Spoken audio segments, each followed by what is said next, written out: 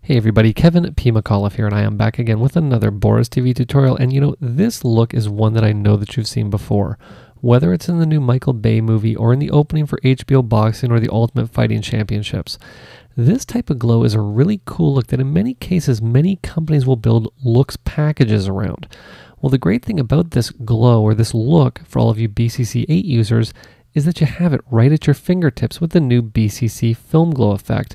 And of course with a little bit of elbow grease. And I'm going to show you in this tutorial how you can create this look quickly and easily. And in part 2 of the tutorial, I want to talk about some of the additional built-in functionality with the plugins inside of BCC 8, especially Film Glow, and I want to show you how you can take the effect to the next level. Okay, so let's get started. Let's quit out of QuickTime and let's Command Tab into Adobe's After Effects. Now, I'm working in After Effects CS 5.5, so obviously I'm using the 64-bit version of Boris Continuum Complete 8. If you haven't purchased BCC 8 yet, what's important to remember is keep in mind the version of After Effects that you're using.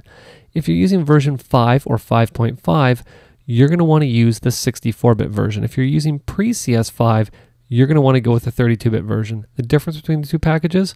Nothing as far as the effects go. The only difference is what version of After Effects does it run in. So keep that in mind if you haven't picked up Boris Continuum Complete 8 yet.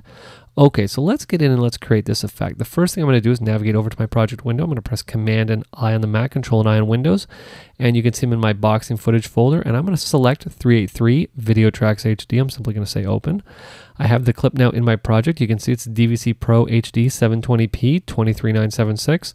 I'm simply going to take the clip and drag it right down here into my Create New Composition button. You'll see I now have the clip in my timeline. So let's get in and create the effect. What most people would do right off the bat is simply come up to my effects and presets and type in BCC Film Glow. Let's make sure I type that correctly here. There it is inside of BCC 8 Film Style. I'm simply going to take it, I'm going to drag it over here and drop it onto my clip. And you can see that we have a very cool glow going on. Now, one thing that I love about Film Glow is that it's got a few parameters in here that you might not be accustomed to seeing inside of a standard glow plugin.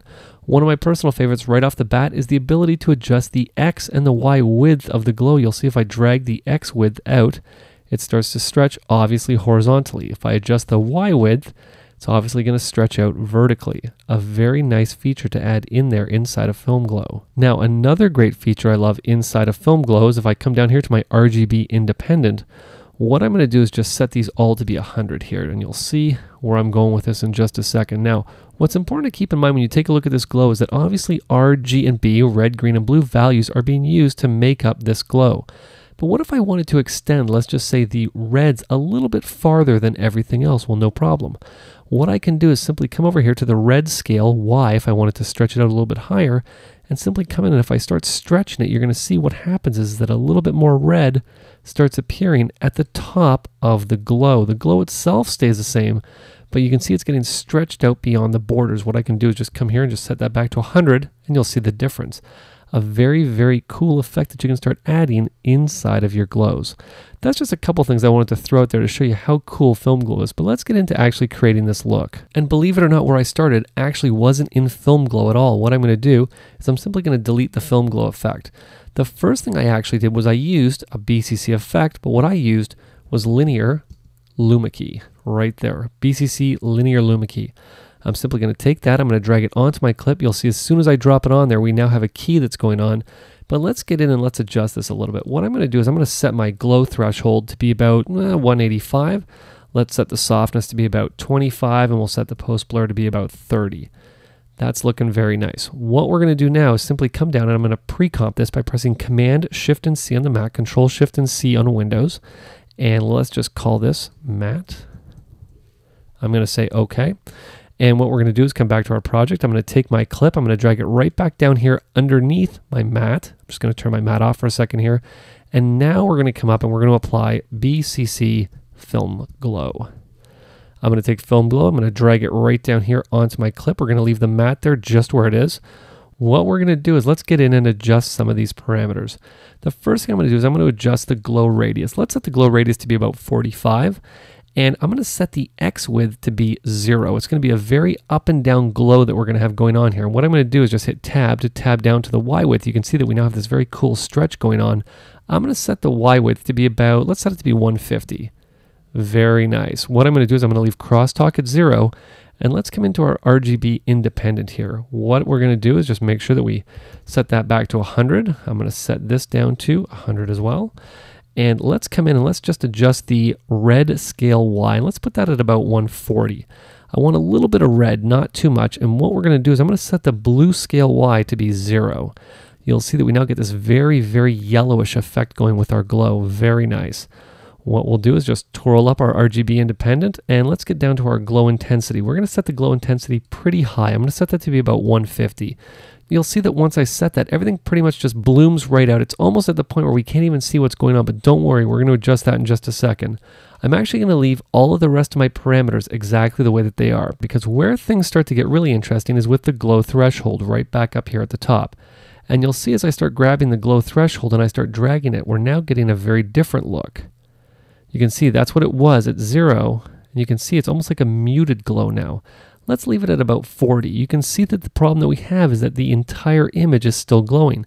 You can see we got a little bit of glow down here, but a lot of glow where the light is shining on the boxer's hand. Well, here is where our matte is going to come into play. Let's navigate over here to matte layer, and let's change the matte layer from none to matte. As soon as I do, you see we now have a very different look. The only thing is we're using the wrong matte type. Right now I'm using the matte type as color. What I want to do is I want to use alpha. As soon as I switch it over to alpha, you see now that we have that glow that we had in the opening animation. And in reality, this would take about 3 minutes to create. You'll see that we have a very cool Michael Bay-ish glow look that was really very simple to create. And you'll see that if I preview this, not only is it very easy to create, but it previews pretty quick as well. Okay, so let's hit the space bar to preview this. Very nice. This is the type of glow that you see in all those high-end, high-action Hollywood blockbuster films. And in a lot of cases, you think that it's a very high-end compositing application that's used to create it. But you know what? It's not. You can see that using the power of Boris Continuum Complete 8, you can create these very cool Hollywood-style film glows really in no time flat. Now, in part 2 of this tutorial, I want to get in and I want to show you some other features inside of Film Glow that are not exclusive to Film Glow, but it's something that if you're not looking for, you're going to miss it. And I want to show you how you can get in and animate these parameters in a way that you may not have thought of before, but I'm telling you, it's really going to help speed up your workflow and really help impress your clients. So if you have any questions, you have any comments, or you have any tutorial requests, you can send them to support@boriseffects.com. This has been Kevin P. McAuliffe. Thanks a lot for watching.